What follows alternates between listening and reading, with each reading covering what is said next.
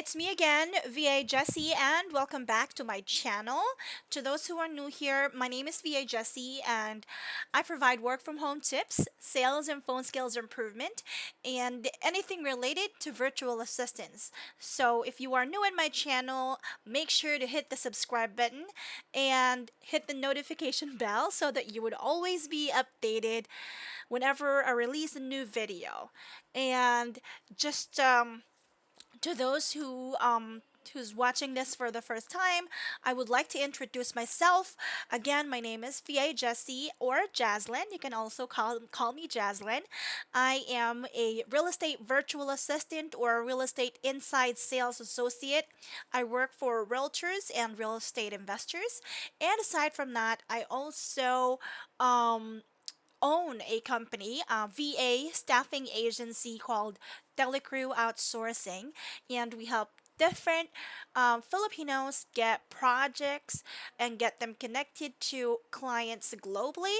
And we also help clients find the best call caller or telemarketer for their business. Now, if you have any questions or if you want to know more about our company, you can visit our website over at telecrewoutsourcing.com. Let me write it here. So that's telecrewoutsourcing.com. And you can also email me at info@telecrewoutsourcing.com. All right. So right now would be another lesson for real estate appointment setting, and I would like to encourage you to watch the previous videos that I have uploaded in the past. Today we're going to focus on objections and rebuttals for um, real estate appointment setting for investors. Okay, again, you need to watch my previous videos in order to understand it better.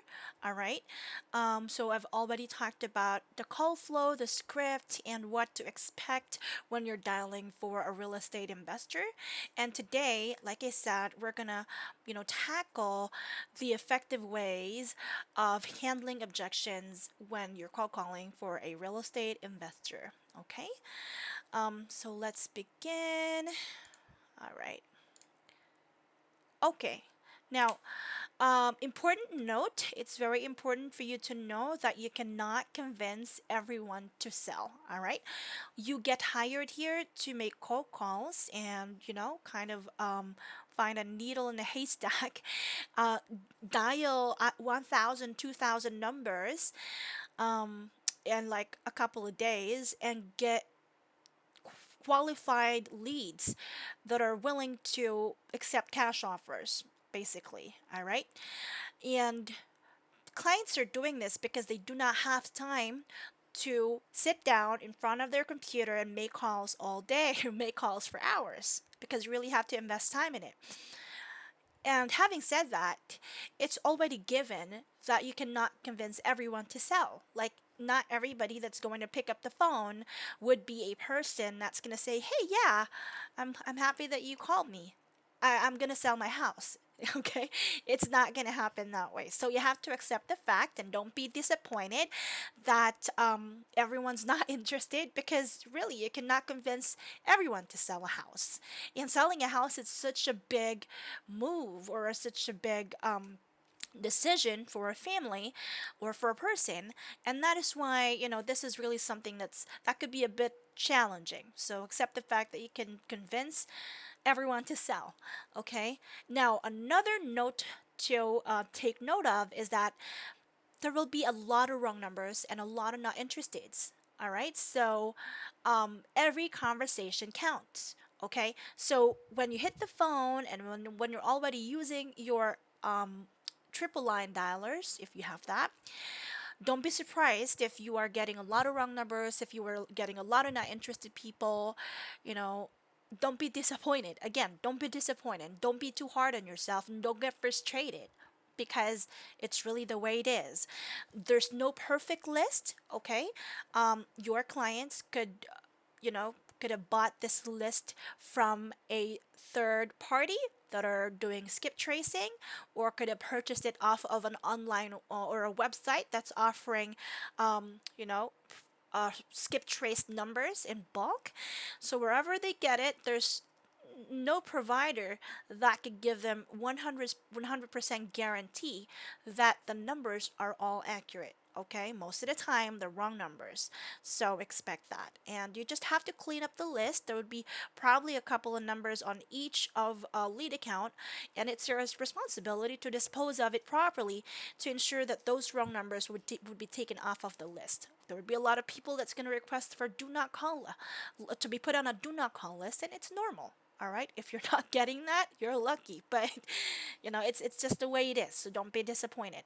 um and that is why you really have to make each of your conversation count, because it's like I said, not it's not a perfect list, and you could probably talk to, say, out of 100 people, you could talk to 15 or 10 or 15 people, on your lucky day.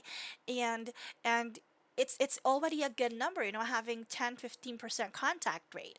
And that is why you cannot waste that. When you get to talk to the right person and this person is showing interest, or this person is talking to you, then you gotta make that count.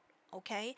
And that is why in my third note in here, that you have to be the best in each call. All right, because if you're not, who knows if this person could have been your first appointment for the day, but you weren't your best on that call. All right, so you have to make sure that you are your best in each and every call. Okay.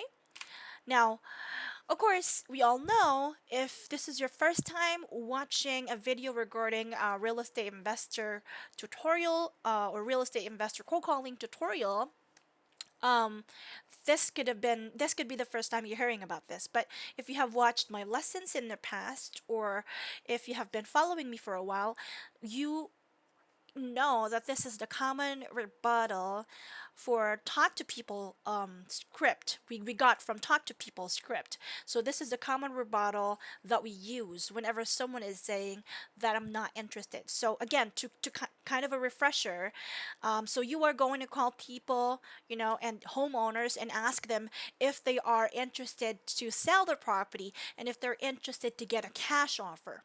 Okay. And cash offer being, that would be the cash offer that's coming from your client or from your investor. So to the typical rebuttal for that is, okay, actually, we purchase properties cash, and we pay all the closing costs, and there are no real estate commissions. And the best part is, we buy in an as is condition, so you don't have to put another cent in your property. So how much would you consider selling for?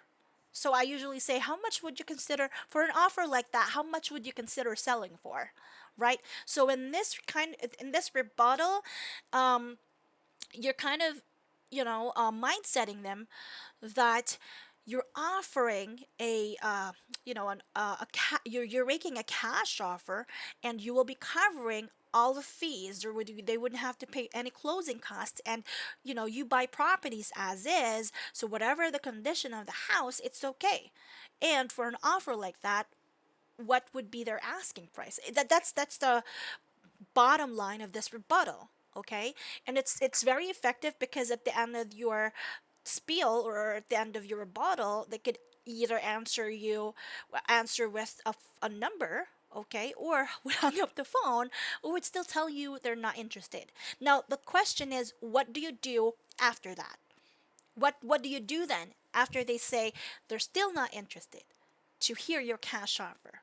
Okay, so today's topic would be more on, I'm not gonna give you like a specific written rebuttal for everything, because this is already it. This one, right? And then typically a caller would just move on and say goodbye and go on to the next call, if the client or if the lead is still not interested after saying this. But I would like us to be more different. I would like us to be, to have kind of a different attack, or a different strategy, because like I said, you have to maximize each call, and if you don't do that, you're no different to just an order taker, right? You're just, you know kind of making calls and making calls until you get the right fit, or until you get the right person. Okay. um so yeah, we'll talk about what would be your strategy after saying this objection and still the client is not interested. I'm going to share with you what I do, okay? What I would do and what's the best practice that's working for me. Okay, first of all, you have to make sure that you have the right delivery and the right tonality. It's very important. Okay, so let's go back to this. If you were saying it like, you know what, we purchase properties cash and we pay all the closing costs, and I think there's no real estate commission, and for the best part is you know what I'm saying, right? I'm sure that you're getting me. So you can't say it in a way, even if you're just saying this rebuttal that we're using, you can't say it in a very lame manner. So you have to speak with confidence. All right, and you have to speak as if you're owning the rebuttal. Don't speak as if you're just reading it. Okay, so Mr. Customer, we actually buy properties cash and we pay all the closing costs, okay? And there are no real estate commissions. And the best part is we buy in an as is condition. So, you don't actually have to put any cent into your pocket. So there's a huge, as you can see, there's a huge difference with regard to the delivery. So it's very important for you to, say it say it with the right delivery and the right tonality. Okay? Now, you also must speak, like I said, with confidence and conviction. Okay? Because if not, then you wouldn't be able to convince someone. It's just bottom line of every sales or telemarketing um, project, or sales telemarketing objection handling, is to speak with confidence and conviction, because that's what you have to be. That's in order to convince someone in person or on the phone. All right, so take note, delivery is very important. Have the right tonality, speak with confidence and convictions. Speak with confidence and conviction, rather. All right, now another thing, because sometimes when we say that you have to have the confidence and conviction, is you kind of tend to be too, you kind to, sorry, when we say confidence and conviction, you can't sound too salesy, or you can't, there's a tendency for someone who's been in sales for a long time to sound like they're too telemarkety, if you know what I'm saying. So you can't do that here. I believe, like, if you are doing a cold calling for real estate investors or anything for real estate appointment setting job, you have to make sure that you're speaking as if you're just creating a conversation with someone. And don't make it sound as if you're selling something, because you are not. You're actually calling from a buyer who's your investor, and you're offering them an opportunity to get a cash offer for the property. So don't make it sound as if you are selling something, okay? You have to talk as if you're just talking to, like, very casual, professional, casual, nonchalant. In order for them to feel comfortable, you have to also feel comfortable, right? You're delivering the script in a manner that's confident but not too salesy. So that's my approach. Okay, so you don't have to use all of those hardcore um, rebuttals that you have and everything. Real estate appointment setting and real estate cold calling is more on building connection with your clients, building relationships with your clients, because you see, even if after your conversation with that lead, and if you have submitted the pre-qualified lead to your boss or to your client, they actually wouldn't be able to close that after transferring it over, right? They would still have to do a lot of follow-ups, a lot of, conversation before they go to closing. So it's all about building relationship, okay? Um, so that's what I do. If you are dealing with someone who's not interested, then I'm gonna show you what kind of questions you can ask after that, but make sure that you are also not overdoing it. overdoing it, not overdoing the sales type of thing. All right. Now let's get on to the um, the gist or the main topic of this objection handling. Now let's go back to this. All right. So this one. So after you say this, then what next? If after the client says I'm not interested, so we purchase properties, blah blah blah. So how much would you consider selling for? And your lead still says I'm not interested. I told you I'm not selling. Okay, what would be your next move? Should you say okay, goodbye? Thank you for your time. Or sometimes others would say, do you have any other properties, or maybe you know anyone who might be interested in selling? Still, they're not interested. What's going to be your next move? Right. Your next move would be to probe and ask the right questions. Okay. You have to know where they're coming from in order to formulate a good rebuttal. You see, the rebuttal uh for real estate, for me, the rebuttal for real estate appointment setting or cold calling is not the same for all customers, not the same for all the leads. Why? Because they have different situations. They have different reasons as to why they're not selling. So it would depend on how you would get it out of them. How would you make them say their current situations in order for you to formulate the right rebuttal, right? Now you have to ask and probe, ask the right questions. Again, you have to be curious about why they're not selling, about why they have to wait, about why, they don't want to get a cash offer, right? So if they say they're not interested, then you can use an open-ended question. Always use an open-ended question.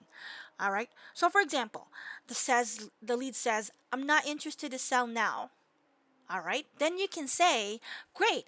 So when do you see yourself making a move?" So you're asking this person, if not now, when, right? If you're lucky, then your lead would say, maybe in a year. Then you as a curious person, your next question would be about, why is this person selling in a year? I mean, what's the reason? You cannot ask it like that. Like, what's the reason? Why does it have to be again? There has to be the right approach, the right question, the right construction of your sentences. Okay, so good to hear. Your answer could be good to hear. And why is that time frame important for you? Okay, so as you can see here, it's just all a matter of digging deeper. You have to dig deeper as to why. You have to know the reason why this lead wouldn't sell now, given the fact that we're making a cash offer. Why are you not interested? Can you tell me more about it? So at the back of your head, if the person is not interested, of course this person is not interested for a reason. And I think it would be best for you to know that reason in order for you to give the best rebuttal. All right, dig deeper. If, for example, they say, "No, I'm not interested to sell at all." All right, I'm not interested to sell, because I'm not interested to sell at all, period. If the person says that, right, then you can use an open-ended question like, but if ever you hear a cash offer from someone, what would be a good number for you? Something like that. It's another type of open-ended question, right? Now, if the lead says, "You know what? I'm not actually interested." So yeah, you can just call someone else. I think my other neighbors are selling too, so you can check out if they want to get your cash offer. Then your next question could be, "But if you are to sell your house, where do you see yourself moving?" Right? So kind of like more in hypothetical questions, but if they answer, that means that there is a plan to move, but not right now. There is a plan to move, but this is not top priority, right? So you just have to get those information. Least that could happen is that they're gonna hang up on you, they're gonna cuss at you, sorry, it happens, and they would say, you know, get the F off, okay? But it's part of the job. But at least after that call, what's important is you have done your best, you have done your part, and there's no what ifs. Okay. Now another thing here is to listen and confirm. When I say listen and confirm, so for example here on for this one, what I've written earlier, if the lead says, I'm not interested to sell right now. Okay, that's great. So just out of curiosity, when do you see yourself making a move? I think I'm gonna make a move in a year. Okay, that's great. Before you ask that question of why is that time frame important for you, it's important for you to confirm with the lead. Okay, that's in the okay. So you're interested to sell in a year's time. Perfect. And why is that time frame important for you? So it's important for you to also ask and confirm. Ask and confirm. It's been really working out for me. So say if you make a move, where do you plan to go next? And the lead says, I want to go to Texas. Okay, that's exciting. So you want to go to Texas after moving. What's taking you there? Why is that important for you? It's because I have my family in there. Okay, wonderful. So you want to move to Texas because you have your family. That's good to hear. When do you plan to go there? Or when's the best time for you to be there? Stuff like that. So as you can see, it's very important for you to listen to their answer and to confirm it. It does not just help you remember, okay? It also, you know, gives an impression to your lead that you're actually listening. All right. Now, another style when you're using this strategy is for you to use transitional phrases. It's very, very effective that you use a transitional phrase. So it wouldn't sound, for me, the reason why I'm using it, it would sound as if you're being, of course you would come off as being polite, and it would also not sound as if it's like a survey or something, right? So for example, you say, okay, that's great. When do you see yourself making a move? Okay, so why is that time very important for you? Okay, so why would you like to move there? As you can see, it sounds like a survey if you ask it that way. So you have to come off as polite, like, would you mind me asking? Is it okay if I ask? Can I ask you? Right? So just out of curiosity, stuff like that, it's very helpful. Okay? So yeah, this is what I would do if given another objection after I said the first objection that we had earlier, which is this one, the common rebuttal. After this, how much would you consider selling for? No, I'm not interested in selling. Okay, no problem. But if ever you do make a move, when do you see yourself doing that? Okay? I hope you get I hope you get my point. If you don't, let me know, put a comment, and I could, create another video to discuss this even more. All right? And I will also love to have to my students who are watching this, I would also love to have like a mock call with you, wherein we're using this style, right? Now, after you have learned about their situation, right? You've probed, you know why they're not selling now, you know what their plans, like a little bit about their plan, then it's your next move is to ask a hypothetical commitment question. So for example, if the lead says she's selling in a year and wants to wait because she still has to look for another house before moving. So as you can see here, this could be the answer to my example earlier. So the question was, why is that time frame important for you? The lady was making the move, but it's not going to be now. It's going to be a year after now. Now your question was, why is that time frame important? Then your lead says, I want to wait because I still have to look for another house before moving. Um, you know, and yeah, they want to wait. Okay. Um, Now, your commitment question would be, yeah, okay, that's awesome. So this is the commitment, the transitional, the awesome thing. Like, everything for me whenever I'm making calls, usually my transitional reaction phrases are always positive, even if what they're saying is not favorable to me. So, okay, awesome. But if ever you find out that selling sooner as opposed to selling in a year would make you more money, right? And if we can help you find another house in such an affordable rate, that would be something you'll be interested to know more about, right? Okay, so you've covered the concern of your lead, which is helping her find another house and possibly for an affordable cost. And also, you threw in a commitment question that what if selling next year, wouldn't be as much, you wouldn't get as the same offer, you would probably get a lesser offer next year. Would you still wait?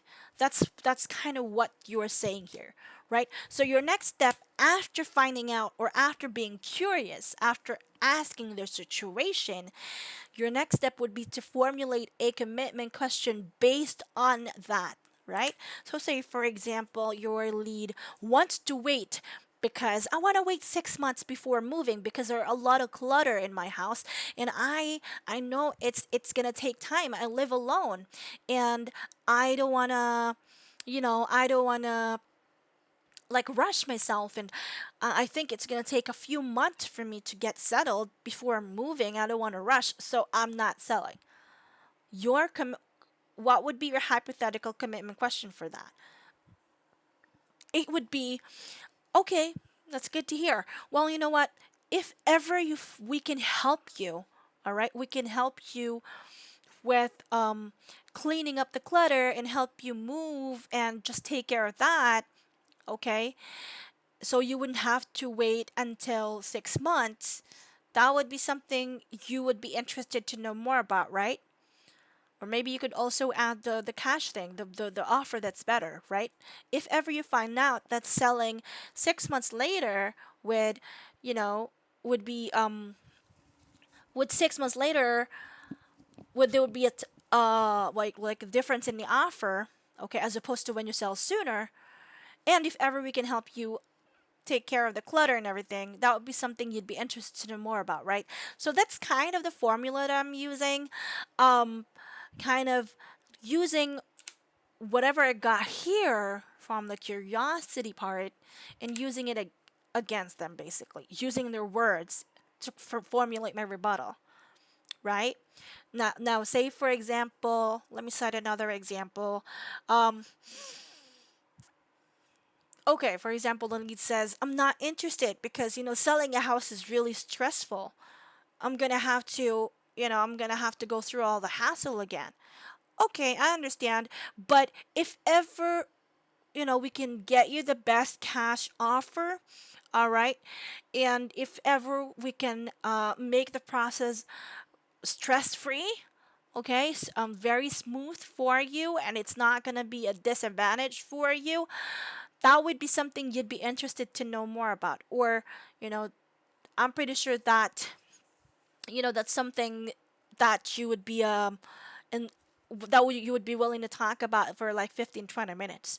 So something like that, you just need to know or learn how to think on your feet right off the bat when you're talking to a lead and formulate your rebuttal. Like I said in the beginning, not all rebuttal is the same for all leads. It could be different because they have different situation. You have to really personalize it during the conversation. So building a relationship really helps, okay?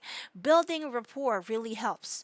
Connecting with your lead really helps because it's just how it is. It's the secret weapon that you have, You're not just a salesperson here, all right? You also have to do some consultative selling. So I don't know if I'm using the right term. So yeah, okay. Now, um, at the end of the day, you wouldn't get to this part. You wouldn't get your client to like talk and talk about their reasons, or you can't get them to answer those questions that you're throwing in if they don't have a slightest interest to sell, right? So the fact that you're here asking a commitment question, asking some curiosity questions, probing, knowing that you're in this part and your customer is still staying with you, that means that there is an interest to sell, right? Maybe not now, but just ask the right questions, and you can tell if ever there's a chance to sell sooner or not. Okay, but at the end of the day, if you can't close it as a qualified lead right now, it could be a strong callback. All right, now my last tip is to make sure that you're using your proper call judgment. Okay, again, yes, you want to maximize your call. Yes, you want to make sure that you're doing the best, but of course, you want to make sure that you're not just wasting your time on a lead. Again, you cannot close or you cannot make everyone accept a cash offer for the house or sell their house, right? So you have to use your call judgment. You can tell if ever this lead is just playing with you. I mean, I once talked to a guy and he said, I'm interested in selling. My house is worth, what is your asking price? And then he said, my house is worth $1 million. And I saw the house is just $150,000. Right? So my next question was, okay, can I ask you, sir? That's great. And how did you happen to come up with that asking price, sir? So you have to also be curious about what's the basis of that. Like again, it's the bottom line is just becoming curious and everything.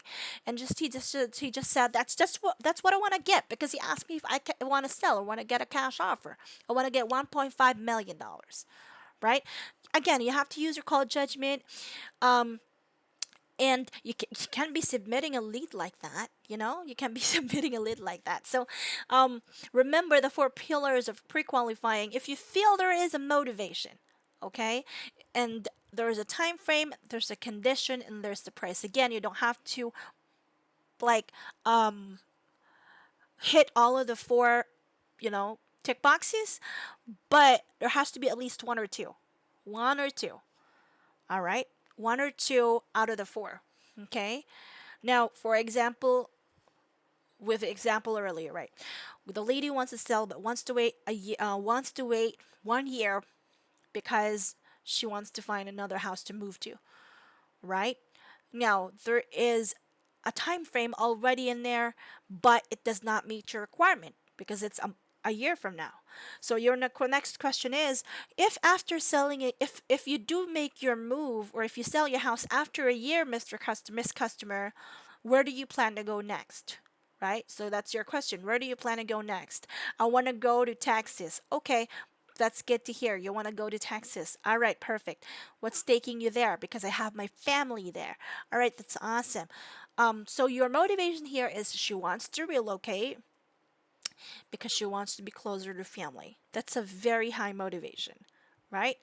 Now, the time frame is 1 year, but for example, she answered yes here that she wants to talk to you if you can help her find another house. Then your next question would be, okay, so would you be willing to make a move like in 1 to 3 months if ever we can make that happen for you? She says yes, so you already have a time frame. Right now, all you gotta do is to ask for a condition and the price. So yeah. So you know what I'm saying? I mean, I have another topic for four pillars of pre-qualifying. I believe I have it on my YouTube in one of my YouTube videos. I also have it on my playlist. I'm gonna have the link of that one in the description. I suggest that you watch it. Okay, watch it please, for you to learn more about how to pre-qualify your leads. All right.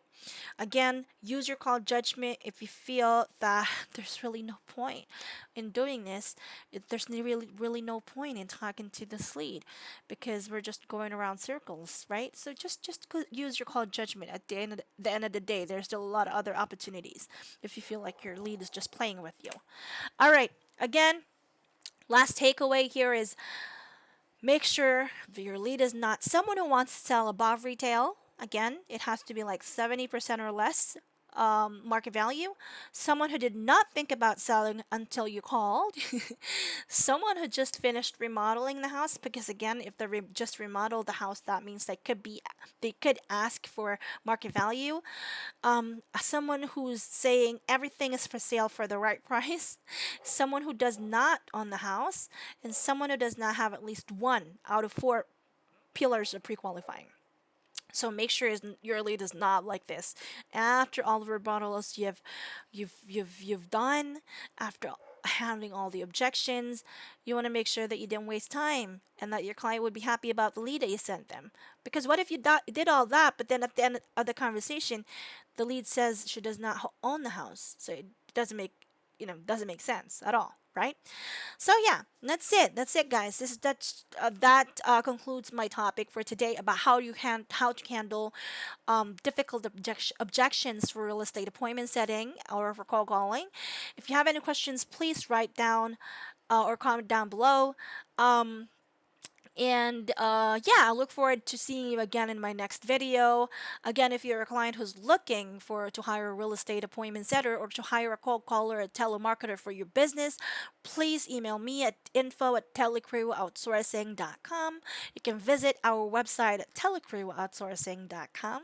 And if you are an applicant, if you are a freelancer who's looking to get who's looking to join our team, you can also visit our website and find a part there that says join our team and fill out the form, and we'd be happy to take a look at it, and we'll get back to you within the week about the result of your application.